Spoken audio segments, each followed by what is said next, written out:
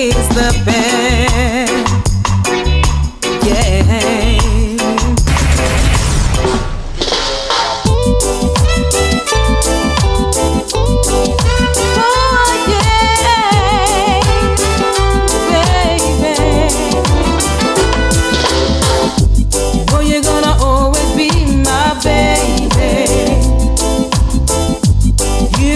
Heart and in my mind.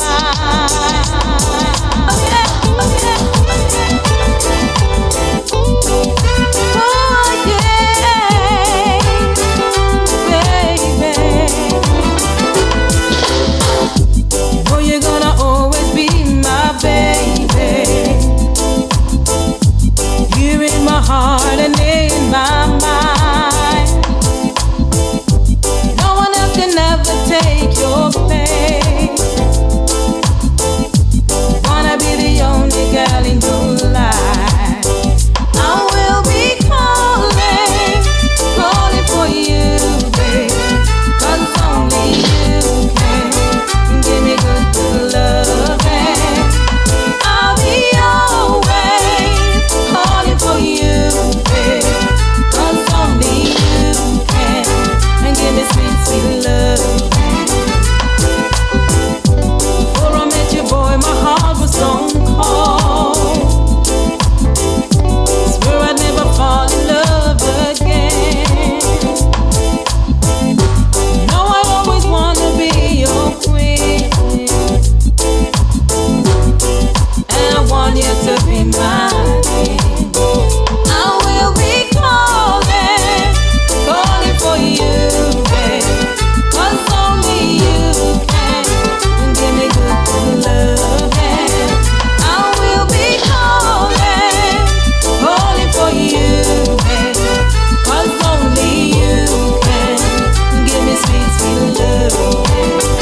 Sweet, sweet love. Greetings, my beautiful people. This is Shezzy, raising the awareness with 10-star General and Sharon Mango. Tune in and keep it locked.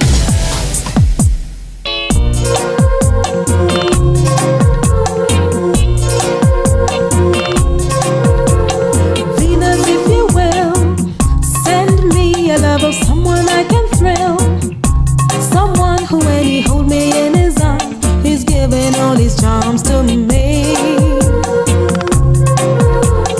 He will be a friend, that's someone whom I know I can depend, and take the brightest stars up in the sky and place them in his eyes for me.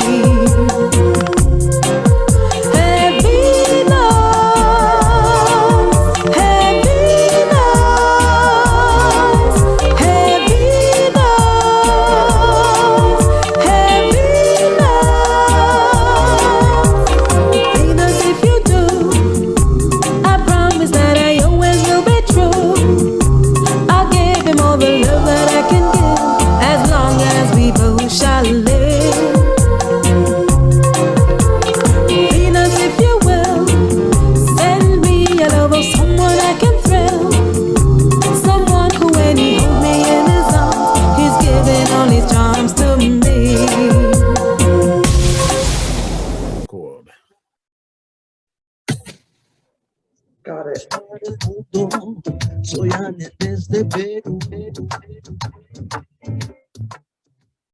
Siempre sintonizo el programa Raising the Awareness.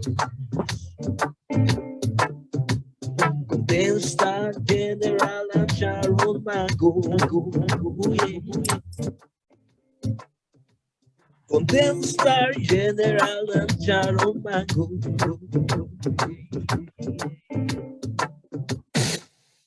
Greetings, my beautiful people. This is Shezzy, raising the awareness with 10-star General and Sharon Mango. Tune in and keep it locked. With its war, this is an end from Peru. And I always tune into the raising the awareness show. With Star General and Sharon Mango. with 10-star General Sharon Mango.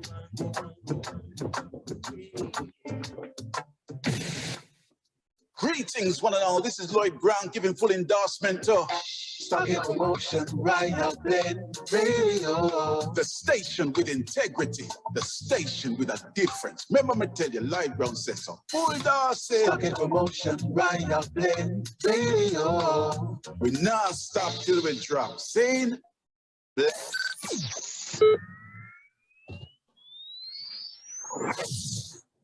Greetings, SPRB friends and family. I'm Nana Genesis, and I fully endorse 10-star General and Sharon Mango.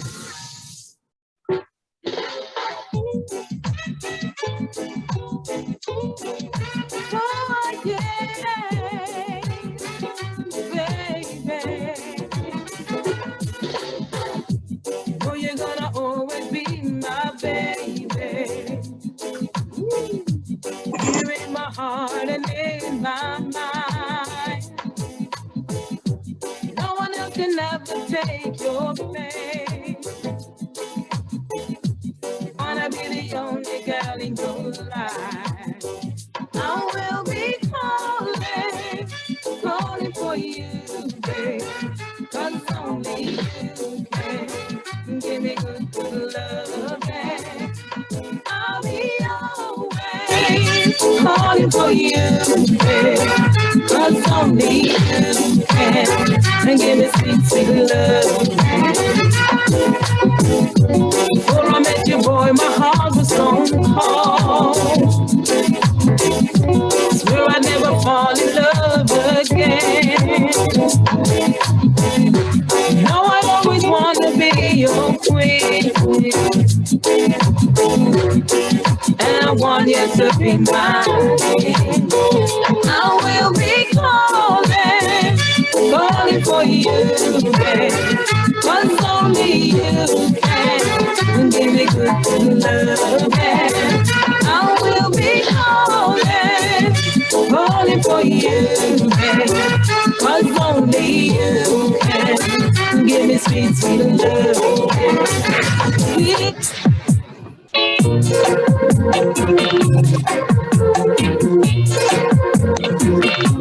One of my favorite songs. You will send me a lover, someone I can thrill. Someone who when he hold me in his arms, he's giving all his charms to me. He will be a friend. That's someone whom I know I can depend. And take the brightest stars up in the sky and place them in his eyes for me. Heavy love, heavy love, heavy love, heavy love. Even if you do, I promise that I always will be true.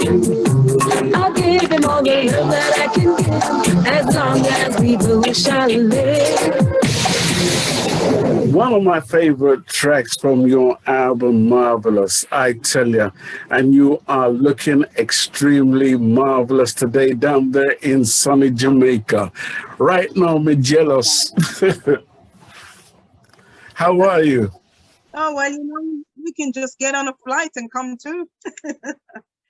I'm actually looking at some flights. All right. Okay. You're on a good one. Yes, man. Now, the last couple of days has been a little bit tedious, and I would say, you know, how do I say this? You know, this show, I didn't want it to happen for one reason. It's because you have a loss in your family. Oh, yes. And because of that, I was in two minds of whether I wanted this show to go on. So the mere fact that you are here today speaks volumes about you as an individual. However, I want to applaud you for being here, and my condolences to you and your family on the loss of your brother. I think it's very important to mention that 2 days ago you lost your brother. And before you say anything, I want to come to my co-host to share some condolences, please. Thank you. Sharon? Can you hear me? Yeah. Yes, I can hear you, Sharon. Donna, again, we extend with all of SBRB Radio our condolences out to you. I'm so sorry for your loss. We knew of the difficulties that you were having, because why we didn't think this show was even going to happen. But again, God bless you and your family. Condolences to your entire family. We sincerely appreciate you being here with us today. Thank you, Sharon. And I really appreciate that, because you know what? I also thought hard about canceling the show, you know, but I even this morning I woke up and I thought, you know something, I can do an hour-and-a-half window and just do that because it's what I do. So even under the circumstances, you know, we still stand. But thank you so much for your condolences and everything. Yes, yeah, we are. Thank you so much. Yeah, but you know, in life there is death, unfortunately. Absolutely. Yeah. Absolutely. If you would just introduce yourself and then maybe mention some of the people in the building, please, and then we'll get going with the show. Yes, thank you so much. Sorry for the technical difficulties. It's just one of those days, but you know, we're here still. I want to say bless up to each and every one in the room today. We got, of course, the most amazing Donna Marie's gracing our presence today. Beverly Notes, Derek, DJ Maestro, Hubert Stewart, Janet Downsing. Yes. Mima, my cousin. Ranking. Oh, Sharon my cousin, Bentley, yes. and my assistant Ryan. Thank you guys so much for joining us today. So, my name is Sharon Mango, representing SBRB Radio and Royal Blend Productions. Again, we want to thank Miss Donna Marie for being here with us today. Thank you, thank you, thank you. Yes, my most amazing host, the 10-star general. I tell you what, you know, again, you know, condolences to you and the family. I'm part of this show. We try to, over the last 10 years or so, we've taken all our guests down memory lane. And I like taking them back to a time where family was together, brothers, sisters, mother, dad, the gram. I had a gram in the house. I don't know if you had a gram. What was played on the gram? How did music become a... Talk to us about family life and how the gram, you know, played its influential part, all that kind of stuff. The gram. Okay, let me get started. So those times when we had the gram, I was still living in Jamaica. So basically, I first of all was living with my grandmother, where there was lots of young ones, you know, so it was really nice. In the yard was always buzzing with children, whether doing chores or playing, you know, there was a lot of us. And before we get to the gram, I want to tell you something. We used to have a transistor radio on top of a cabinet. This is when I was in St. Elizabeth. I have to say that. Breadbasket, St. Elizabeth, right? Right. So first and foremost, did you grow up in Jamaica? Yes, I did. I grew up in Jamaica. Okay. So, okay. But at this part of the most tender age, I was in St. Elizabeth. So we're talking about St. Elizabeth to begin with, okay? Okay. We had a transistor radio, you know, the little radio with the little wave bands. You have to keep turning till you catch it. Yeah. And if it didn't work, you keep moving the aerial until you catch it. We had to smack it. Right. Oh, wow. So now let me tell you something. My age is going to be showing a little bit here, but you know, okay.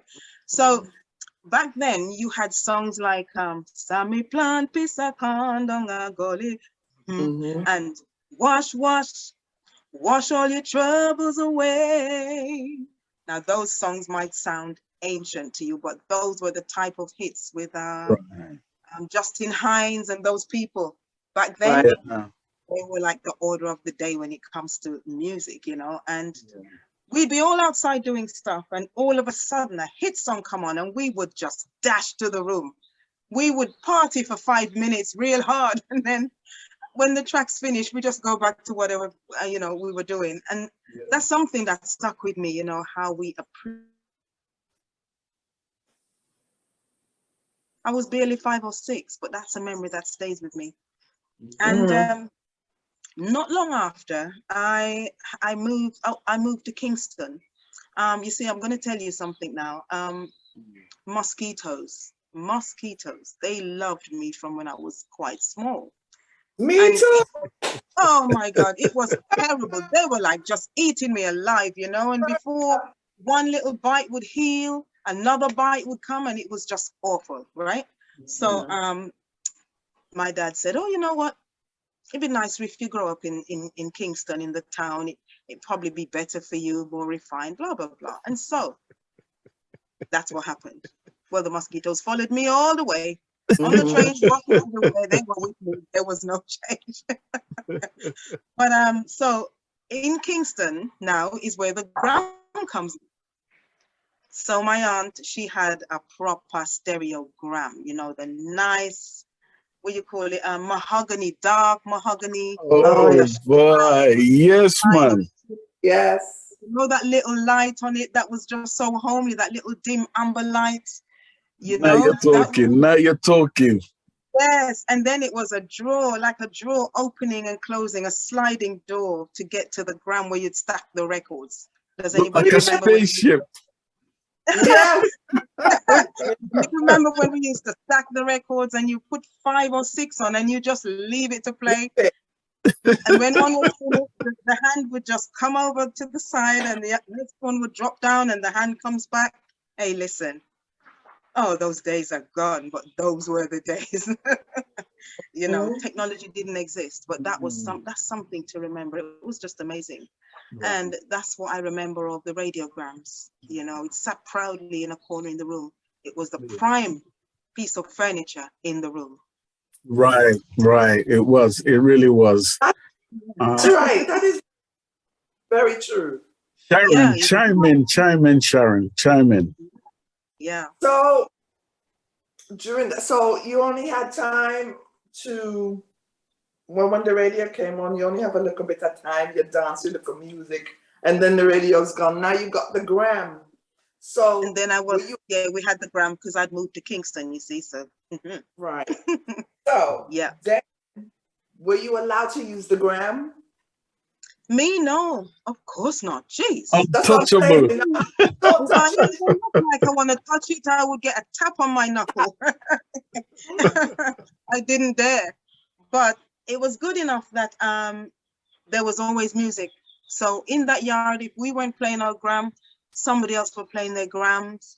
If the gram wasn't playing, I'm going to tell you something as well that sticks with me. If it wasn't the gram playing, down the road, on a Friday, Saturday, and Sunday, there was a sound system.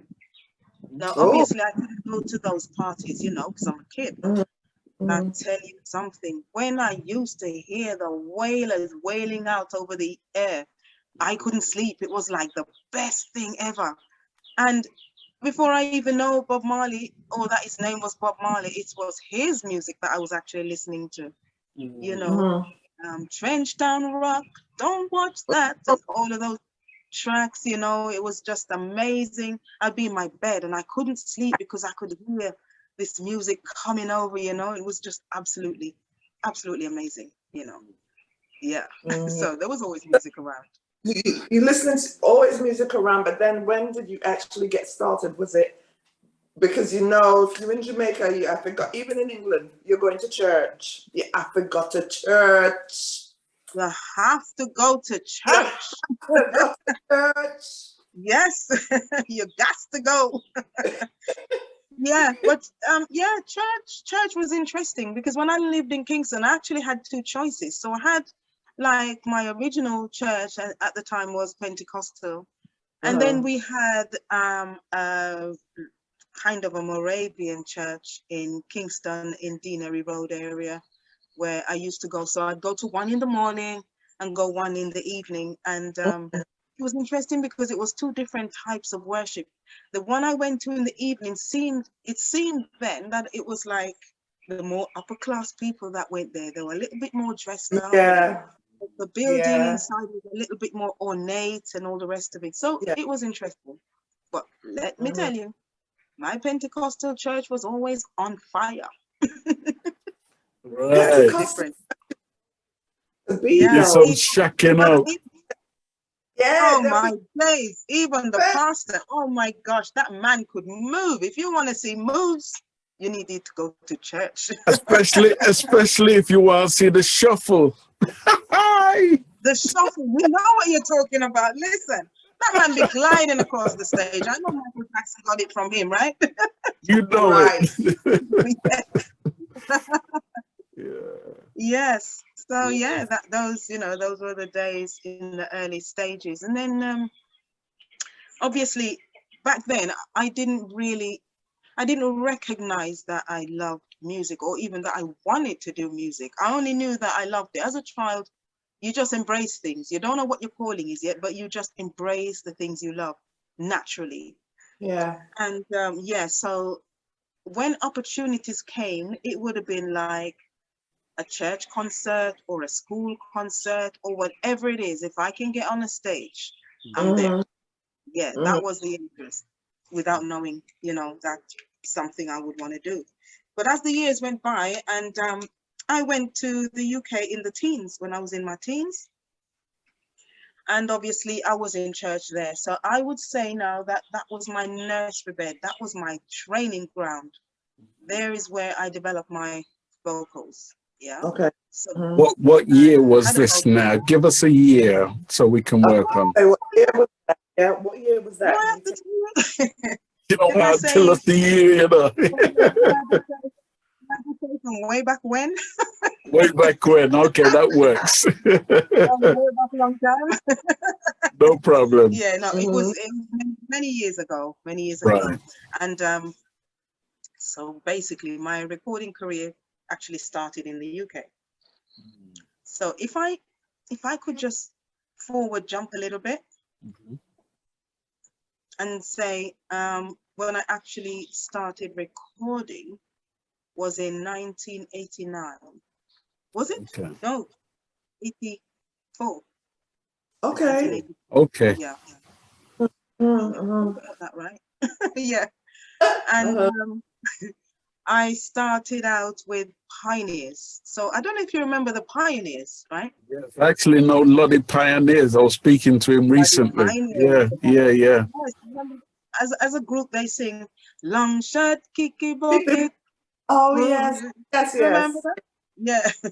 So that was them. And then Lottie Pioneer, from the Pioneers, he met me. It's funny how the opportunity came because there was a guy in my area who had a studio. And I used to do little things like backing groups and, backing vocals in the studio for others. And then one day he called me and he said, would you be interested in recording? And I said, yeah, sounds good. And he said, there's a producer that is looking for a singer and he would like to meet you, because I told him. So I said, yeah, that'd be fine. But I didn't take it seriously. And I totally forgot that we'd set up a meeting and that I was supposed to go there on this particular day. But on that day, I remembered what I was doing because I had just carpeted my downstairs and I had this brand new plush carpet. And so I was sprawled out on my carpet now. The chairs was out of service because I was sprawled out on the carpet on the floor. And my phone, my landline rang because we didn't have mobiles then. And the guy said to me on the phone, are you still coming? You're late. You're supposed to meet Sidney Crooks here. And I was like, oh, whoops. And I said to him, okay, I'll be there in half an hour, however long it took me, probably an hour. And I literally jumped up, prepared myself, and I was out. And I got there and I met Lottie Pioneer, who's still the name Sidney Crooks. That's his real name. That's right. And he said, oh, I'd like to hear you. I would like to hear a bit of what you sound like. And so they played a track and I sang a little, like improvise over the track a little bit. And he was nodding, and his smile hit him from ear to ear, you know. It's like, yeah, I like your voice. I would like to do some work with you. And so it started. But the thing is, starting out in the business back then, and I'm not the only one, you know, I can speak for a lot of artists on this level. When you're green and you don't understand the business and you're just eager to, like, wow, you know, I'm going to get a record out there and people are going to listen. That's just where it started and ended for me. So we started recording, and, you know, it went to actually doing 4 albums for this man before I saw any money. Okay. You know, and I keep saying, oh, I've got faith that, you know, it's going to be a hit and the money's going to come. I'm just going to keep going. I'm not going to give up. But so it went, and didn't get a lot out of it, but that is in monetary terms. But in terms of becoming a staple artist where I become a household name, that's where it started. Okay. And, you know, 4 albums. It was. So he gave you the recognition as an artist. Yeah. Okay. That's right. Okay. Yes. Yeah. Recognized. And, you know, that kind of, I kind of moved on. I needed to move on. I needed something to happen. But at the time, even saying this, I learned a lot later that something big was going on further afield from where I was. But I'll tell you that in a little later on. Right. So from London, from Bloody Pioneer, I moved to Londis Records in '89. Okay. Yeah. And then I started to make better waves with Londis. You know, there was money was starting to come in, and it was good. The recognition was like, you know, all of a sudden it was out there. Yeah. And again, I didn't know, it went further afield than I had imagined. And I did 5 albums with Londis Records, including a Christmas album and a album. Yeah. Yeah. And that went well. It was going well. Right. And then the last album we did for Londis Records, I had heard this song, and I know you know the song I'm going to mention now. Think Twice. Oh yeah. I heard this song and I was like, wow, this song was eating me up. I was just like stuck on it. And then one evening I thought, you know, I need to do this song. I actually need to sing this song. So we had actually completed the album, and it was ready to go out on the road. Even the sleeves were already done. And I went to my producer and I said, look, I don't know how we're going to do it, but we need to get this song done, and we need to get this on this album because it's gonna fly. And he listened to it and he was like, no. He said, I don't even know what you hear in this song. It's not even marking up to what you've got on this album. I'm not feeling it. I said, please let me do it. I'm feeling it. Also, I showed him a strategy. I said to him, Celine Dion was actually at number 2 in the British charts, right? But in number 1 space, there was a really, I shouldn't say rubbish, you know, I need to respect people for their music, but there was a track called Cotton Eye Joe. There was a track called Cotton Eye Joe. The number 1, and it was holding the number 1 spot for like 6 weeks. And Celine Dion's track was holding the number 2 spot for around 6 or 7 weeks. So I said to him, look, it's obvious. She's not going down the chart. When that number 1 drops out, she's going to drop into number 1 because this track is now taking the place by storm. And he was like, he's not feeling it. But he allowed us to record the track. So we kind of pre-recorded it at home. We knew the style, we knew the flavor. We had it hooked. We had a hook on that one. And so when we went in the studio, we literally just transferred what we did at home, and then I re-sang it. And I'm telling you, that track sold the album. He had to go out and get print stickers now to stick over the album that he had already labeled to get the Think Twice song on it, because he realized now it was like taking off like hot bread, you know. The single was selling, the album went out, the album was selling, you know, it just went crazy. And then Jetstar licensed it because they also realized it was selling, and they put it went on the #1 for one of their compilation albums. So again, it was the leader track selling their album. So, get on. Yeah. And then something was going on now. So then you had USA, you had Brazil, you had San Francisco, Nicaragua, you name the places as far away from my field. This song was blazing up the place, and I had no idea. I had no idea. All I knew is that it was a favorite in London, and it was all the radio stations was playing it. Yeah. And it took a little while, and then Brazil now, they said they had been searching for me for nearly 2 years, right? And they were looking for me in Jamaica. They didn't realize that I was in the UK. Right. And they were almost giving up finding me, and then they decided to call a phone number that they'd seen on the actual album. They called the phone number, and boom, they hit me. They found me through the producer. Yeah. Wow. And so, you know, we had some tours to Brazil. So that first tour was something else. Again, I thought I was going to Brazil to do 3 average shows, which was fine, and then we'd be back. We took a band from the UK, best band we could put together, you know, and cut to the chase. We arrived in Brazil after a very long journey. And the promoter for the show in Brazil, he came over to escort us to get there. So then I noticed he was getting everyone off the plane, and he's saying, come, everyone was off the plane.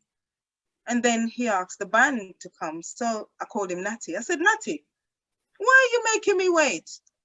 And they could never pronounce my name properly. They said, Donna Marie instead of Donna Marie.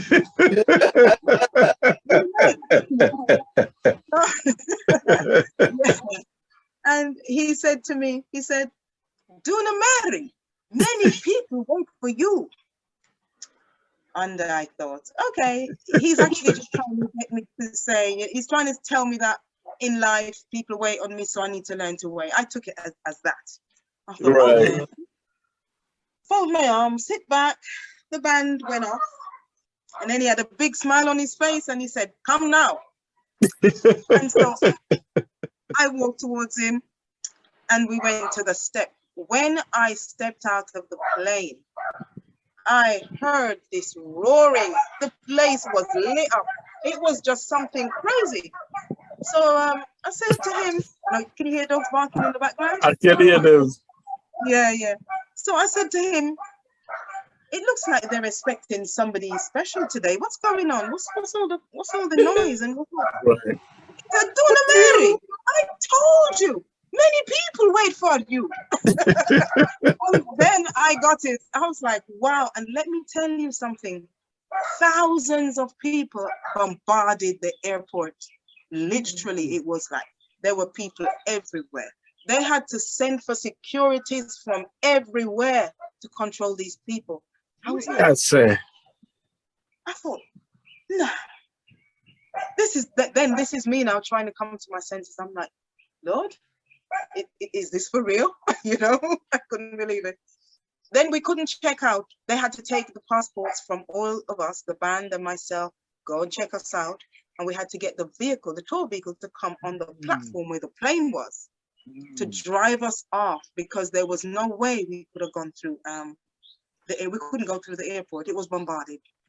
Wow. When we got out and we hit the road, I can only describe it of something the size of a carnival or caravan. Wow. And I was absolutely gobsmacked. You know, I was thinking, Lord, thank you, Jesus. And I remember, you know, it was like a slow motorcade. We were moving like 10 miles an hour because there's thousands of people in the streets. And I remember a guy, he's running up the side of the vehicle, and he tapped on it, you know, and I went to crack the window, and they said, no, don't open the window. It's just going to get crazy. And he said, me, Ivan, me, Jamaican. And I just kind of held him, you know. And, you know, aside of that, there were people, I couldn't understand it. People were emotional. There was tears. I'm like, what's wrong with these people? What's going on? You know? Wow. Yes, it was just so, and I'm telling you something, that tour was something else. It really was, you know. My hotel room was bombarded. And when we got to the hotel now and we were escorted in, we had to form a line of security. So there were like 20 on one side, 20 on the other side, and I had to walk through them like a tunnel, right? Get to my hotel room. Got to the room, somebody tapped on the door, and I was just exhaling. I was just taking a breath and thinking, wow. Somebody tapped on the door and he said, turn the TV on and turn it to channel 6. Just keep turning till you get to 6. When I got to channel 6, it was the news. And I just saw myself on the news, just waving this multicolored hanky that I took from my daughter. You know, I always take little keepsakes from my children. And I could just see me waving this hanky, you know, like just hailing the people. And I thought, Queen wave. Yeah. I thought, wow, somebody caught that, and you know, it was on the news, and yeah, it was crazy. It really was crazy, but at the same time, it was amazing. It really was an amazing moment in time. Give me a year of when that Brazil phenomenon happened. It was 1996. 96, okay. Yeah, August 96. Right. Yeah, and the shows were big.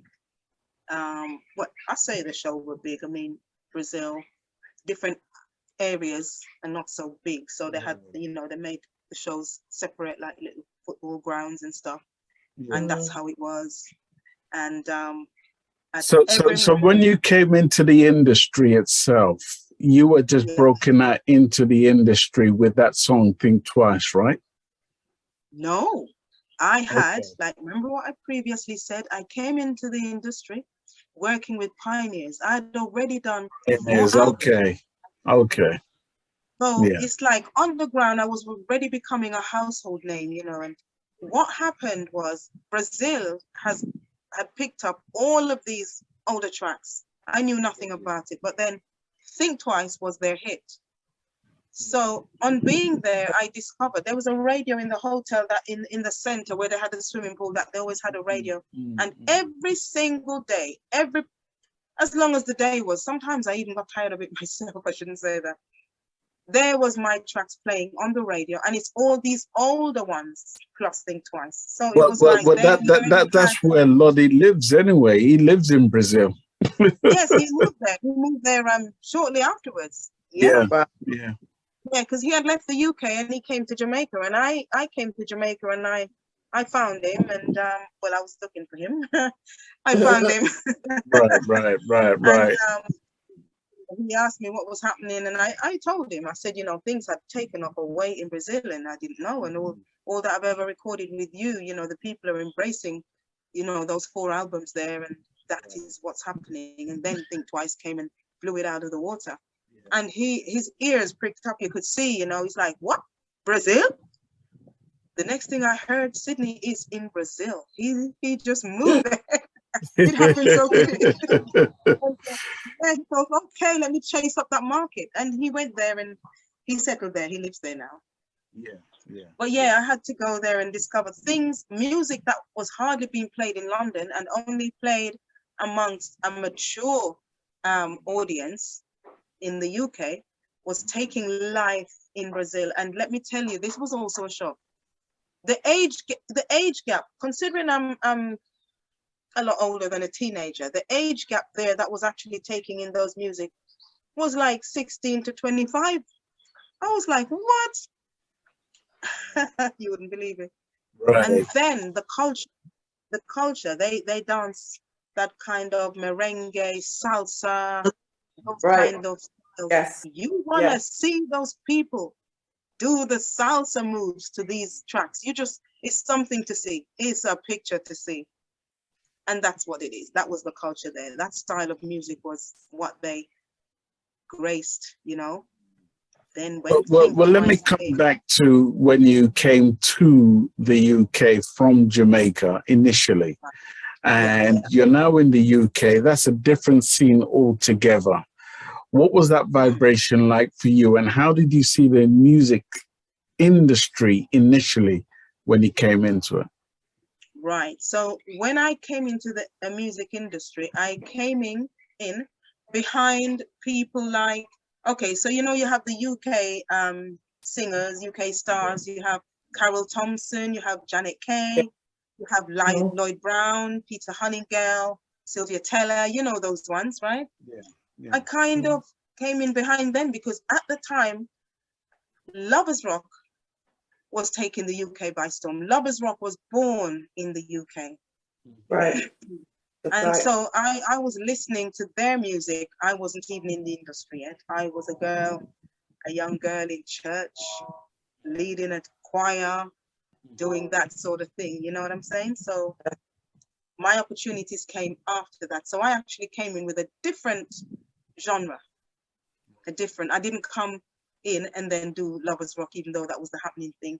I came in and I picked up a market that was sort of getting to a place where there was nothing new. It was more the older stuff, you know. You had Johnny Orlando, Money in My Pocket, those kind of people were there, sort of thing. And so I came in with a mature style and I captured the matured people with that type of music. So I kind of had an audience, cornered that audience. Yeah. That's what was happening then when I came to. Yeah. Sharon. Yes, sir. So back to where 10 Star was, though, in England, did you feel like you were, like you made it, like you were accepted, like everybody loved what you were doing? Do you feel England embraced you, like your music and they did? England, your style of love, your style, because say that again. Your style of Lovers, right? Because you were more of a mature, you know what I mean? You're on the mature level. How did London embrace you? Because we just talked about Brazil and we got to get back to that, because you were like the queen of Brazil, right? In England, you didn't experience, right? Yeah. Pretty much. Yeah. How was it in London? Yeah. In London, it's funny, you know, I was kind of nervous. So I had the excitement of doing it. I was nervous to how it would sit along Lovers Rock, because Lovers Rock was the thing right then. Lovers Rock was almost, if you're doing music in those times, in the reggae field, if you weren't doing Lovers Rock, you weren't with the, you know, the icons sort of thing. So I was a little nervous, but at the same time, you know, when you have a gift, you're equipped. When the Lord gives you a gift, he equips you. One of the equipment that he gives you is a natural passion for what you do. You have to have a passion to do what you do and do it at your best. So you're literally giving out what you have inside of you. And that's what I did. I only could give out what I had inside of me. I had a sound that was unique to me. Everyone's got a sound that is unique to them. And so even though I was nervous, I had the energy. I had an energy that, you know, I'm doing this, here I am. And you feel it in your bones, you feel it in your spirit. And I am a very spiritual person. And I do work from the spirit. I work, you know, very closely with my inner spirit.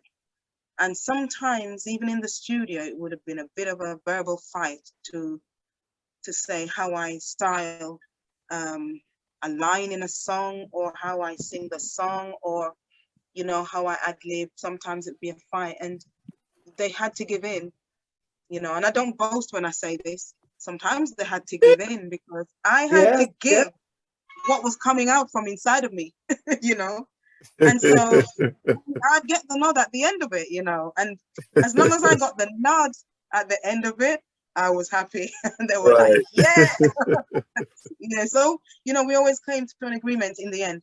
And, you know, speaking of that, I remember one time when I was at Londis Records and I did a track. I did an album called Not Thinking of You. I did one called Thinking of You, but there was another album I did. Oh my God, I did so many. What was the name of this album? I'll come back to you because I need to remember that. My memory don't serve me so well every day, right? Was it a gospel album? It's not the gospel album. It was an album and it had a track on it called Endlessly. Okay. When I did Endlessly, this is talking about how I felt now, how I would fit into certain style.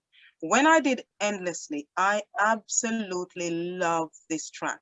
I sang it with a passion because I could feel this track, okay? But once the recording was done, I started now comparing it to what was out there. And I said to my producer, I said, you know what? I don't think this one's gonna work with what's going on. So I said to him, put it as the last track. He said, are you mad? I said, no, but it's nice, but I don't think it will stand up to what is the going thing right now.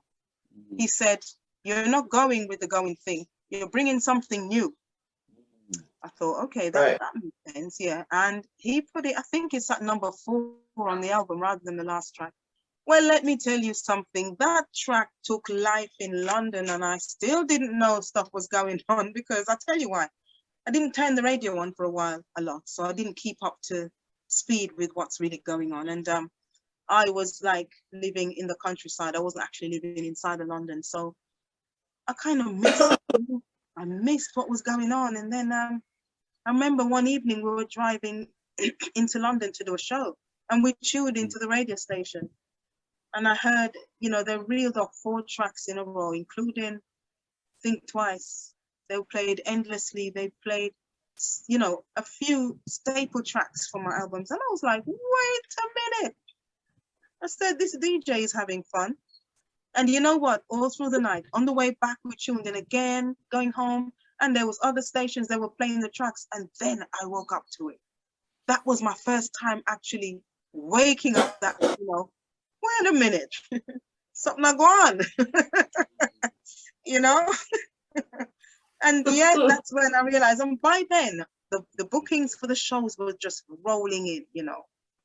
Yeah, I started to hit the road and it was good. It was good. It was interesting to see an audience before me embracing me that I didn't know was even listening, you know? Right. Yeah. So. And you felt that. I'm sorry. I'm saying you felt that because you didn't think that people were really listening to what you were doing, or what the DJs. You said, and let me remember what you said. Now you said you really wasn't turning the radio on, so you didn't even know your music was playing like that. That's right. I didn't know it was playing like that, you know, and it was really interesting. It just brought me to another place, you know. I'm thinking, wow, something is gonna happen. I'm still saying something is gonna happen. It was actually happening. Right. It was me coming to terms with, yeah, something's going on. And then, you know, I had shows, like I went to do a show and we pulled up at the venue and we had to park down the road and round the corner because the street was lined out with traffic and there was this long queue of people just disappearing down the road. So I thought, oh, there must be a few clubs around here. I always never get it. I thought there must be a few clubs around here because these people are queuing up to get into some club. Yeah. And as we came up the road, we came right to the place. It was a nice little place in London called the Shady Grove. And listen to me. What happened that night was that the tickets went like hot bread. They reprinted tickets. They outsold and oversold the show. So basically, they sold more tickets than the venue could cater for. And so these people were outside. That was terrible. These people were outside. There were no way they were going to get inside the building and they were not happy. When I got through the door, they had to squeeze the people to make a parting so I can get inside to get up to the stage. Wow. And Yeah, that was an amazing night. I saw some water drop off of people's chins, man. The place was like shoulder to shoulder, you know. But Now, they still, were you the only act? Who was on the bill with you? that night I was the only act. And then what happened is they had to put on a second show. Yeah. So they had to put on a second show because they oversold. And so they put me on with Don Campbell, a good friend of mine as well, and he's an awesome singer. Yeah. They put me on with Don Campbell the second time, and it sold out again, you know. And this time they behaved themselves, you know, they sold just for the capacity. Yeah.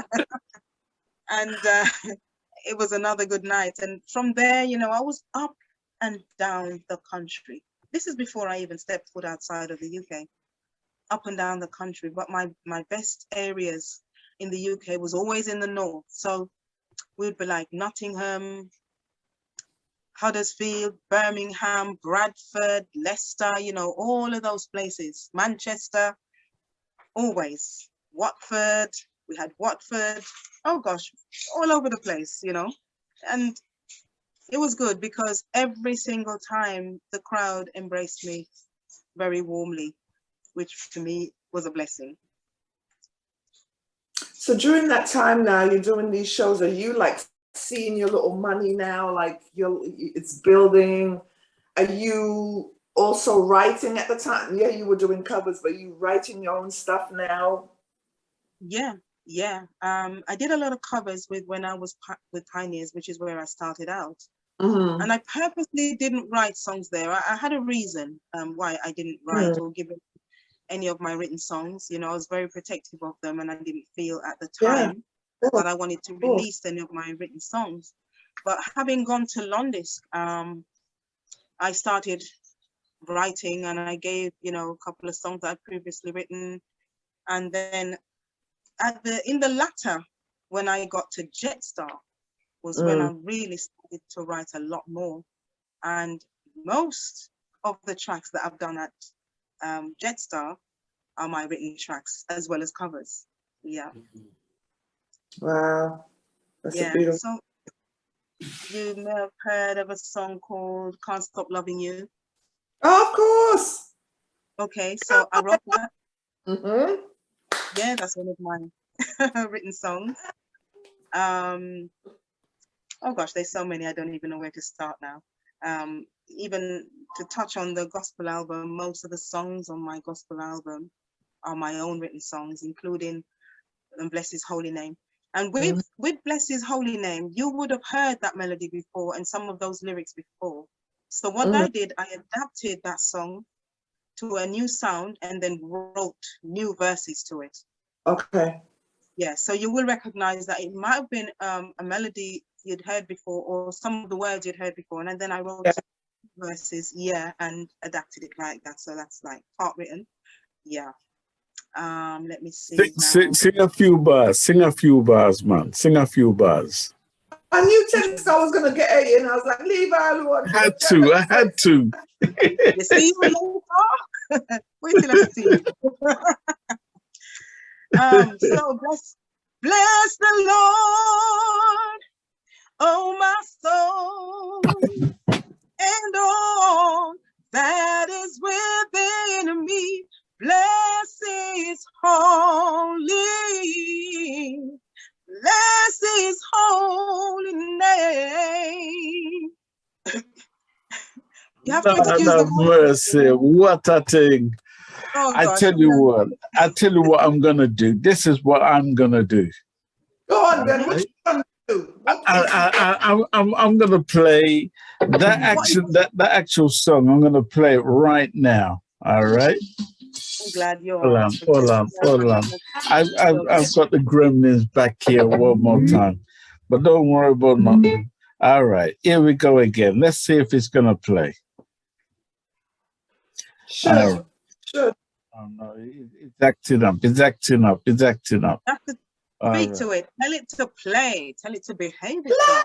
Yeah, man, it must play. It must play. Hold on. Yeah. Hold on. All right, let me get my boombox ready. Let me see. Where the dream leaves them working on today, boy, may I tell you? All right, let's try one more time. No, it's not happening. It's not happening. Hold on. Maybe it is. Amen. There's the Lord, oh my soul, and all that is within me. Blessed is holy. Blessed is holy name.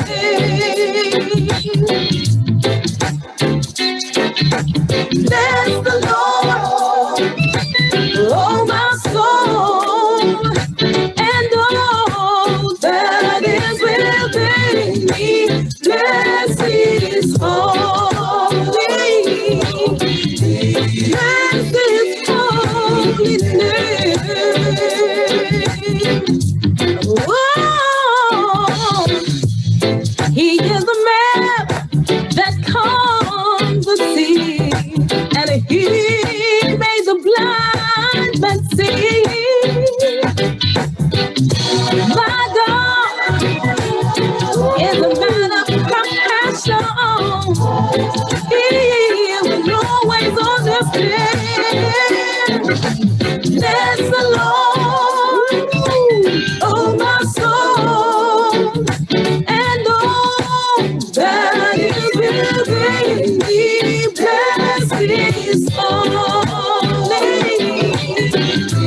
Blessed is holy name. What a song. Wicked, wicked, wicked, wicked, wicked, wicked, wicked, wicked. I tell you what, what's his name? DJ Maestro from Lovers Rock Radio. Yes. He was busting this the other day on his radio show. So I'm going to bless up DJ Maestro, continually raising the awareness of especially Lovers Rock music. So DJ Maestro, bless up yourself. Yeah, I got to tell you, your gospel album is off the Richter scale. Yes. Wow. Yes. Wow. Off the Richter scale. I want to know where the energy came from and the inspiration to pull off an album like that absolutely works. Because I listened to the lyrical context, I listened to the way you've written the songs, I listened to the way you deliver the whole album, and it is the creme de la creme. Wow. Well, you know the answer. It could only be God. Yeah. And, you know, we are, I have to say this, we are the hands and feet of our master. Mm-hmm. Yeah. And I can only say that it was God because he delivered it through me. So I only had to deliver what I received. That's the only way I can put it. And you know, when I'm sometimes, I'm going to tell you something as well. There some of those tracks I actually did not pre-written. There was a couple of tracks where I got around the mic. The tracks were already built. I got around the mic and I just sang what was delivered through me. And that's the honest to God's truth. Mm-hmm. Some of those tracks. I believe that. I can believe that. I can believe that. I remember one track that I did on the first gospel album I did. I'll have to get you guys highlighted on the first gospel album. But there was a track called, it's a cover track. Oh my days, what is the track? How great thou art, right? Oh, yeah. Right, I decided to do my version of it. And you know something? I went in the studio, in the voice booth to prepare for the recording. Mm-hmm. So I thought, while they're getting ready and setting up, I'm gonna have a little run through. And I had a spiritual moment in there. Mm-hmm. And when I got to the end of the track, I had to like contain myself. And then I said to them, I said, okay, guys, I'm ready when you're ready. They said, nah, we've taken it. I said, no. I'm ready to do it properly now. That was a run through. They said, we will not allow you to sing this song any different. We're taking this one and we're keeping it. And that is how the track went out. And I'm telling you, yeah, it was a spiritual moment. It was real. Oh, that gave me goosebumps. I got goosebumps. Yeah. Oh, wow. Yeah. So, you know, what more can I say that, you know, I really give God thanks for this gift he's given me. You know, it's a gift, such a gift. I love it. What can I say? I don't blow my own trumpet, but I can honestly say I love the gift that he has given me. What did you, because you say you're a spiritual individual, right? And I can pick that up from your music per se, you know, but in terms of walking into the music industry, what did you feel your mission was? Was there a mission? Do you feel like the Lord put you here to share a story or what, you know? Yeah. To be honest with you, I'm going to be totally honest. At that point in time, no, I didn't visualize it like that. I visualize it as I've got a voice and I want to be a singer now. See, after experiencing singing in church and realizing that I was put in the forefront to lead a group, you know, told me that, well, definitely, you know, I've got something and that I've got something special from God. It's a gift and that I can make it work. But, you know, as growing up in church, when we get to teenage, for most people I know, they want to, coming into adulthood, you want to experience the world. You want to know what's out there, especially if you lived a sheltered life. This is what happens. And so I came to a point in church where stuff had happened and I thought to myself, okay, you know, yeah, you know, I'm going out there to sing. And my life had started. I was, you know, in relationships. I had my first child before I even started singing in the music industry. So at that time, I was like, all ready now for it. Like, yeah, I'm going to be a singer. Yeah. You know, sometimes we don't even realize that God is at the forefront of what we do. True. But even that I was out of church and just out in the world, I still wanted to sing. But one thing I did not stop from acknowledging God. I never stopped.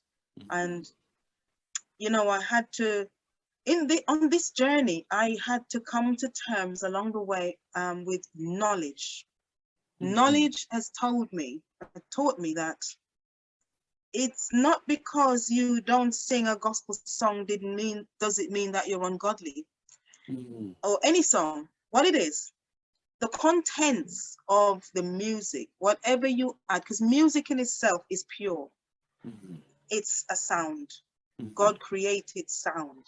Yeah. And it's the verbal content that you add to a song that can make the difference in someone's life. Right. And so that's how I look at it. We sing love songs. You know, there were some Christian people who wouldn't listen to a love song. They would only listen to gospel. And yet they forget that in this song is everything in a love song is a reality. It's life. It's part of life. It's the good and bad things that happens to you. It's the experiences you have. It's a reality. Well, some people go through the experience of whatever it is they go through in their life, and it encourages them to maybe do a gospel album, for instance. Like, if I can share, George Knox, one of his, one of his journeys was that his grandmother wanted him to sing more gospel music. And when she passed on, he said he was going to do more gospel music, which is why he does so much gospel music in his career today. So that's where that stems from. But what I'm trying to gather from you, especially where your gospel album is considered, did you go through a certain experience that made you want to sing that gospel album or create that gospel album? What was that period you went through that you want to share? It would be hard. I might find it difficult to share it with you because I'm also a very private person, but I can safely say this. I went through some tough times, I went through some tough times, and there are times whenever you come to a low, that's where God steps in. Yeah. And when I couldn't bear certain things physically, I would go inside and I would get spiritual because I needed now to connect with God. Lord, why is this happening to me? Lord, where do you need me to go? Lord, what is my direction? So then those albums mean a lot to me. The lyrics mean a lot to me because they're always told these places where I was, in a space and time where I was going through a difficult time. And so I know that by singing that lyric, whichever song or whichever, something is going to relate to someone who is going through something at that time, So, I'm spiritually driven because of situations. And it's funny, because when we're up and everything is great, that's when we forgot God. Yeah, true. It's true. That's when we forgot God. Yeah, everything is great now. It's like, oh yeah, we don't need anybody. We're good.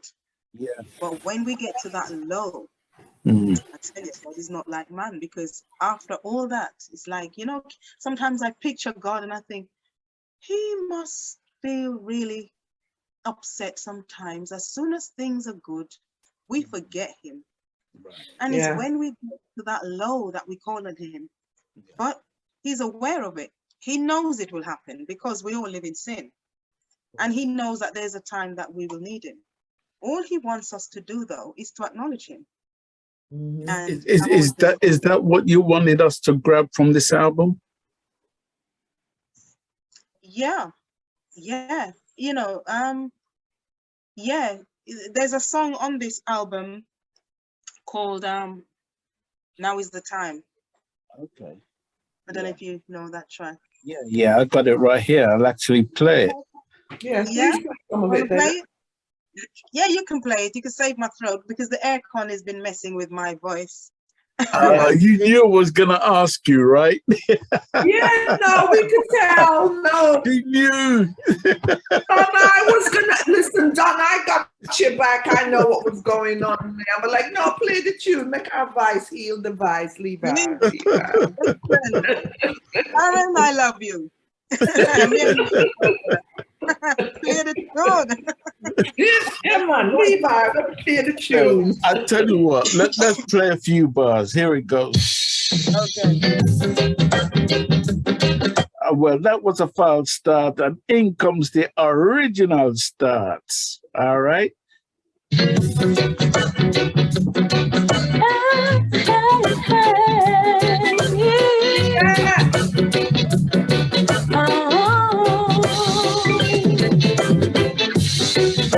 Thyself for tomorrow, for you know not what a day may bring.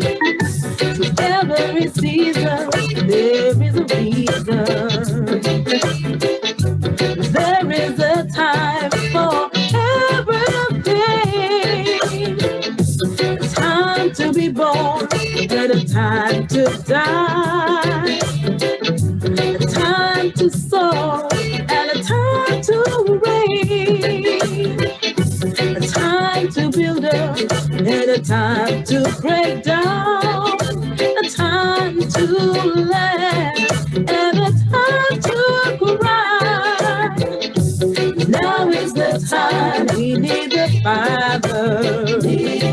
Now is the time more than ever. Now is the time we need the Father. Now is the time more than ever. A time to work and a time to rest. A time to be reserved and a time to express. A time to be glad and a time to be sad. To lend a helping hand to your fellow man. Yeah, man, the tune there, wicked. What happened to the applause? Put on the applause. I love that one. So beautiful. What the applause? Sharon. I love that song. God Yeah, bless I've got to find the applause for real. Yes. Let me clap for you. Thank you, ma'am. Thank you.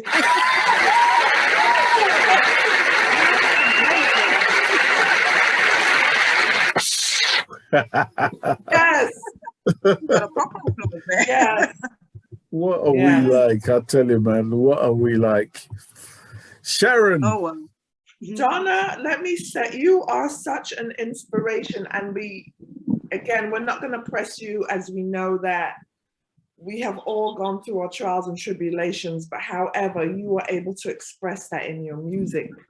And whatever you went through, right? God has sustained you thus far that you can now, this is your way of praising him and thanking him. And we could do the same listening to your music because it still has that foundation feel. You know what I mean? Thank you. It gives, like for me, like I'm gonna make sure that my sister gets this album because my sister, she's gonna be, her mind's gonna be blown because she's gonna say, but why you never tell me about this one? Listen to the rhythm. I said, yes, I know. I'm gonna share it with her, but you are an inspiration because, as again, you went through your trials and tribulations, but look at you now, right? You are comfortable with yourself. You know who you are. You know what I mean? And God consistently shines his light on you. So you doing all these gospel albums, are you ministering to people also when you get the chance? Like on the mental, where are you on your spiritual journey? Thank you. You know what I mean? So I'm saying, where are you ministering to people like on your journey? You're still on a journey because the journey it never stops. No, it never stops. We're only passing. It never stops. It's a whole process till we leave this earth.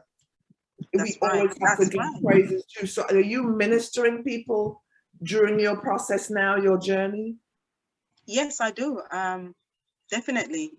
You know, I'm actually attached to a church. I'm a member of a church.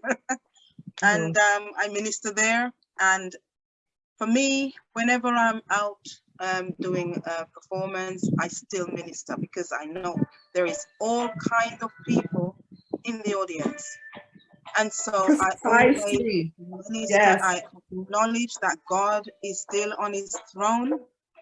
You know, and I do my gospel songs, I do my love songs, but I let people know, you know, that God is God. Yeah, always.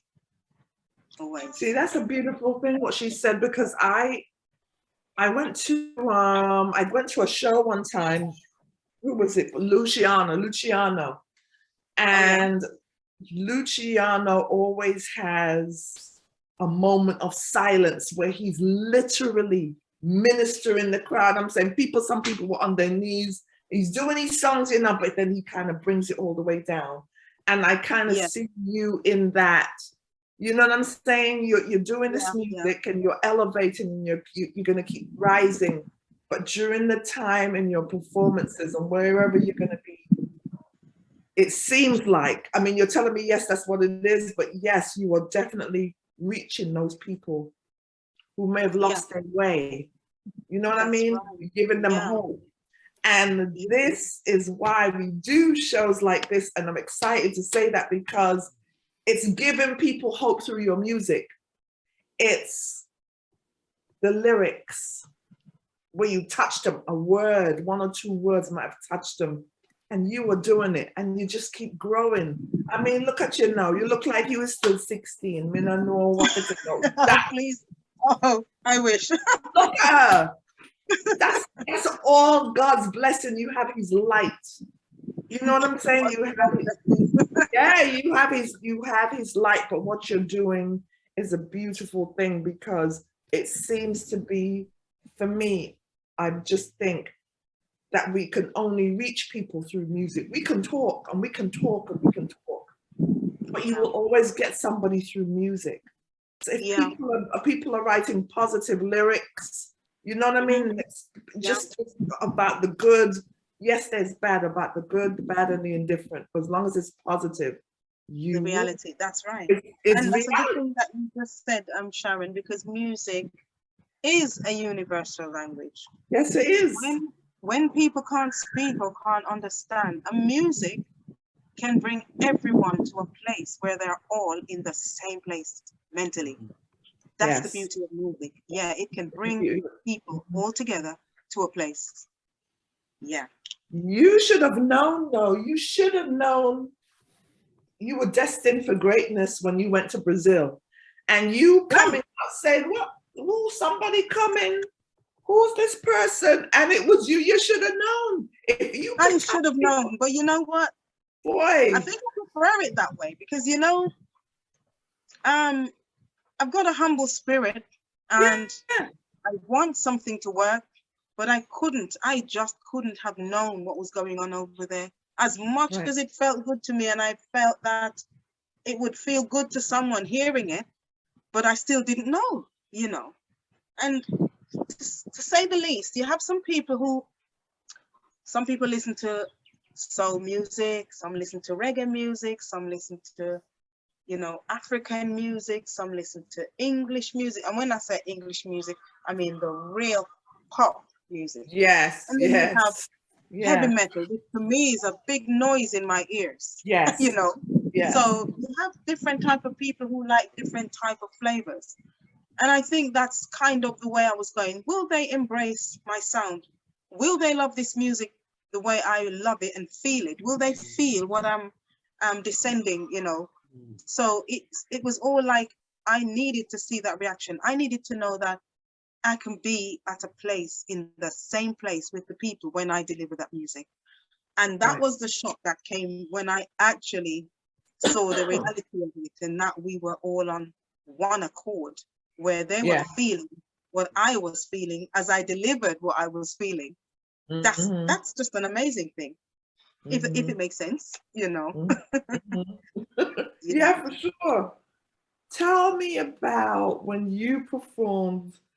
Let me see. I think you performed with Beres Hammond and Shabba Ranks. We're going to step back a little bit because I know we're talking about the gospel. So I wanted to ask you about that. What was it like performing with these artists?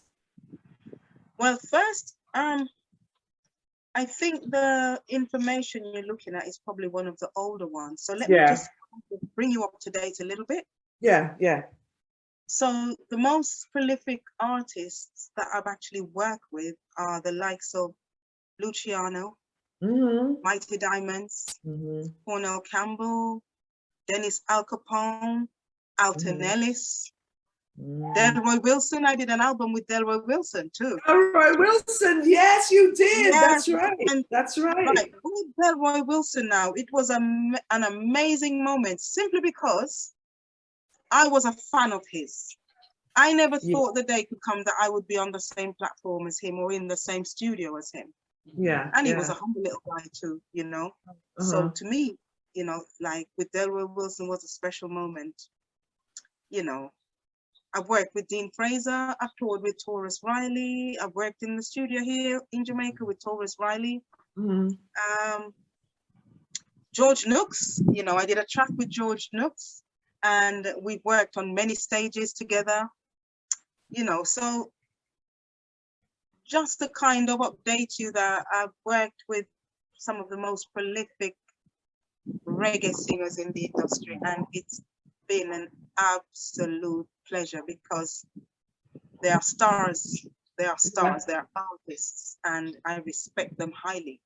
Yeah. And to be able to work with them on the same level then is a great thing. Great experience. It's good to get to know them, like personally, you know, having conversations with them, just being around and having that fulfilling vibesing from each other, you know. Yeah, it's been absolutely amazing.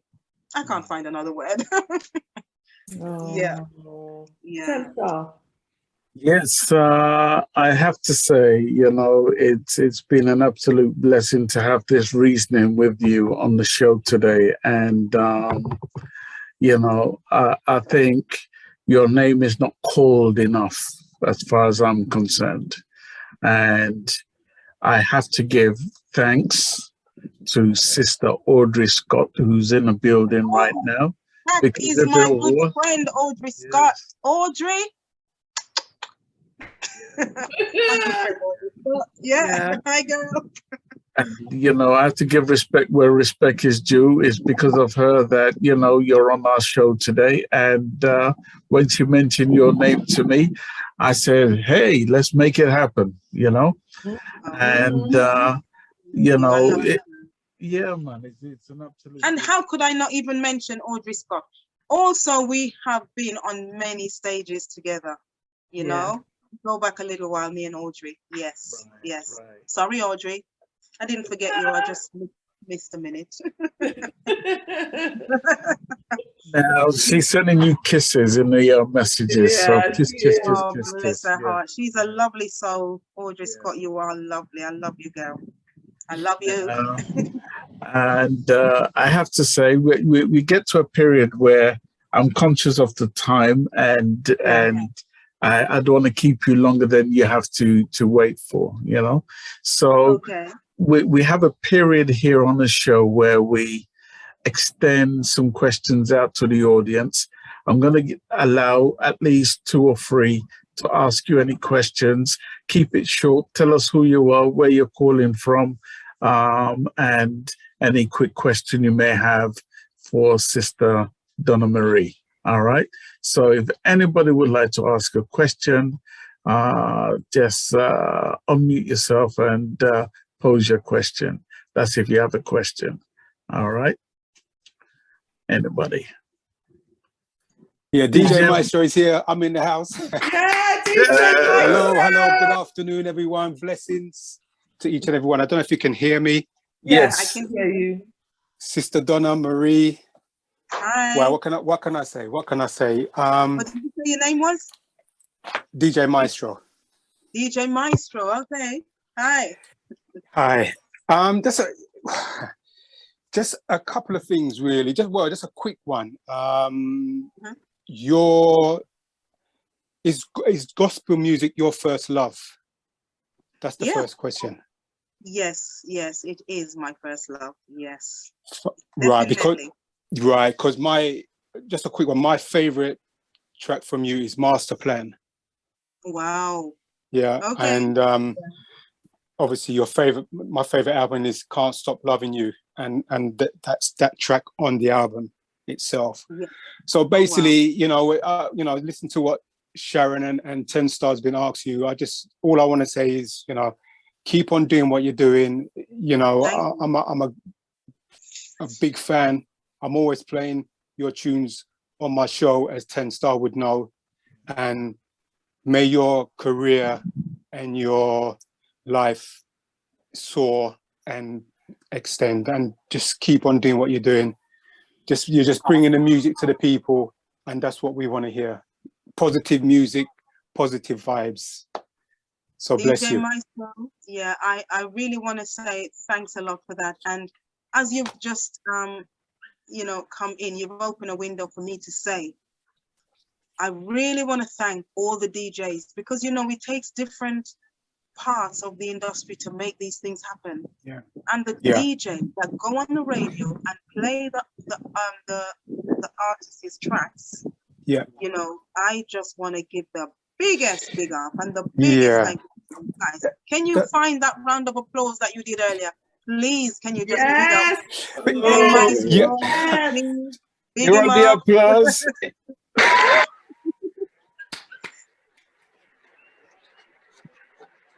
It needs to be louder. Oh, I didn't hear it, but big up that's- yourself, that's- DJ yeah, that's Maestro. yeah. And, thank you for playing my music, and yeah. It's a pleasure. It's a pleasure because you know, as artists as yourself, you don't always know what your music is actually doing on the street.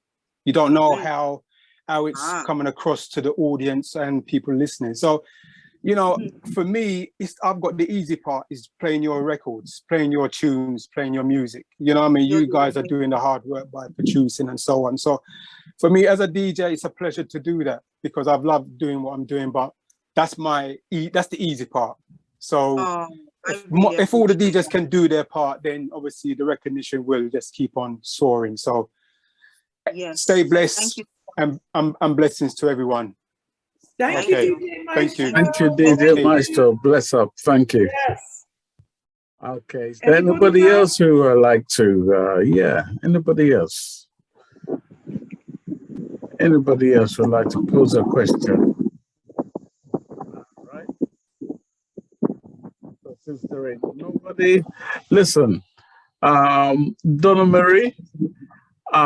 Thank you for sharing some of your time, even during your difficult moments.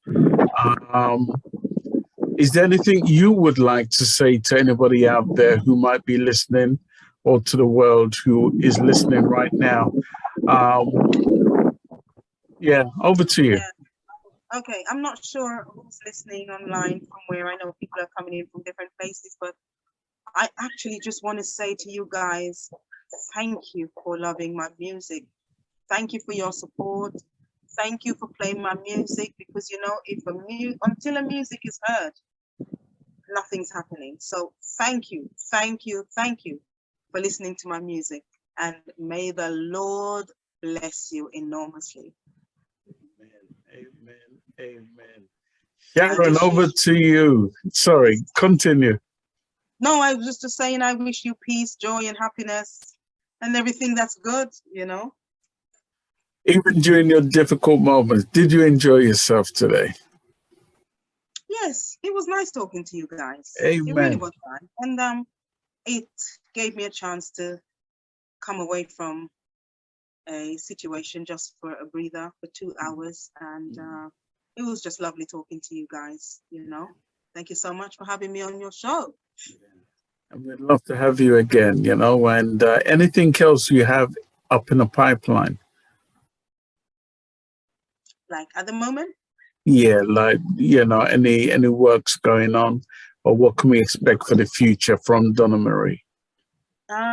You know, I couldn't actually tell you just yet. I'm actually thinking if I should do another album or what, because to date I have 14 albums. What? And You've been working, girl. You've been working. Just doing what I love. But yeah, you know, there's a lot of producers actually talking to me at the moment, you know, saying come and do an album. So yeah, I think I just need to make my mind up and perhaps start writing or start recording some of the stuff that I've written already. But yeah, I can't actually say to you I have an album, you know, on the deck ready to come out, but I'm thinking about doing another album. Right. Yeah. Donna Marie, thank you so much for coming on the show. Sharon Mango, I'm going to let you close the show. All right. So again, Miss Donna, you represent us all. You represent us Black queens. All of us, you represent us. May God continue to bless you on your journey. Thank you, Again, we want to extend our condolences at this time. And I understand, I'm kind of going through the same thing too, right? We have to go to the funeral next week, but I fully understand where you are, but God bless you on your journey. Thank you for your music. Thank you for enlightenment. You know what I mean? Thank you for your life. And we look forward to what else you got coming.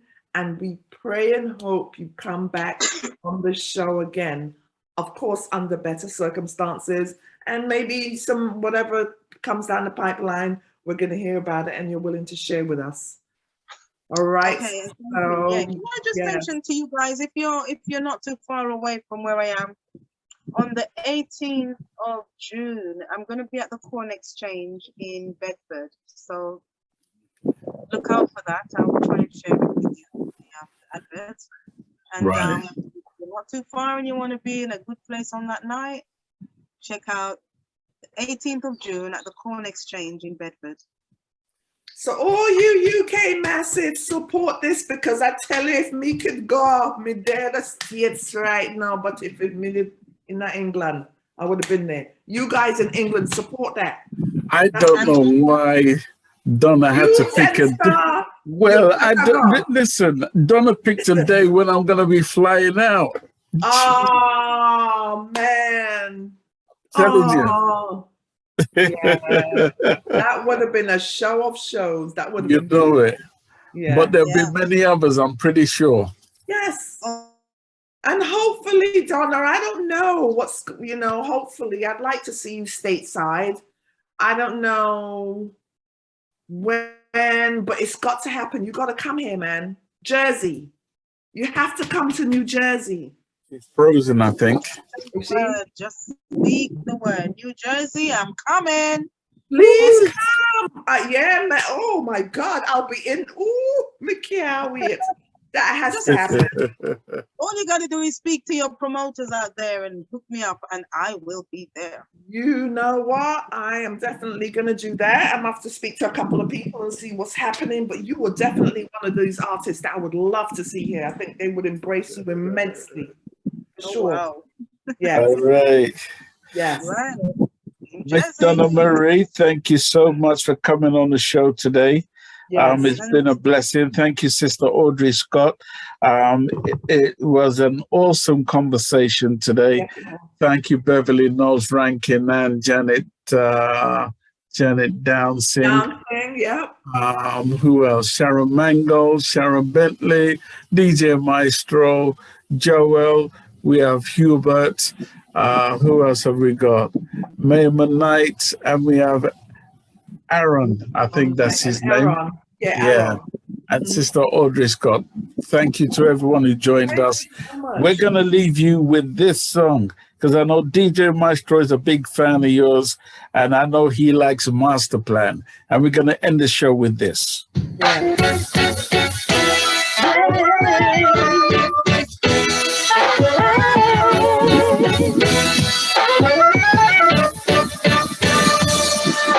When God made Adam so that he was lonely, so he took a rib from his side and made a woman. She was to be always by his side. At the 10-star general, I drop them bomb there. Please, general. Please. We're gonna get out of here. When God made Adam so that he was lonely, so he took a rib from his side and made a woman. She was to be. Thank you. By his side, his friend and his company, Adam and Eve, created by the Father's hand. That's the way it should be. That was the Master's plan. Adam and Eve, created by the Father's hand. That's the way it should be. Me jealous.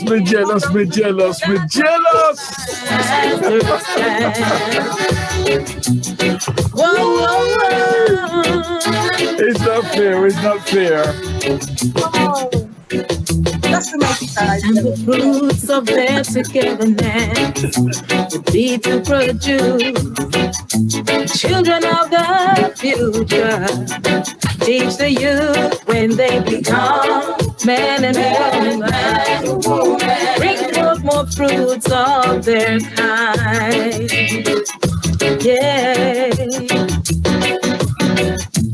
Adam and Eve, created by the Father's hand. That's the way it should be. That was the Master's plan. Adam and Eve, created by the Father's hand. That's the way it should be. That was the Master's plan. Whoa, whoa, whoa. Hear what I'm saying, yeah.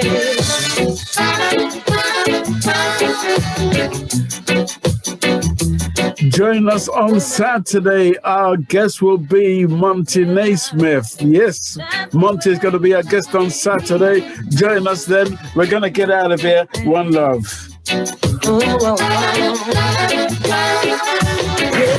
Well, that's all, folks. That's my line. Step aside, babe. Let a star do this. That's all. That's all, folks. Can I go home now? I'm 10-Star General from Starcade Promotions, and I'm out of here.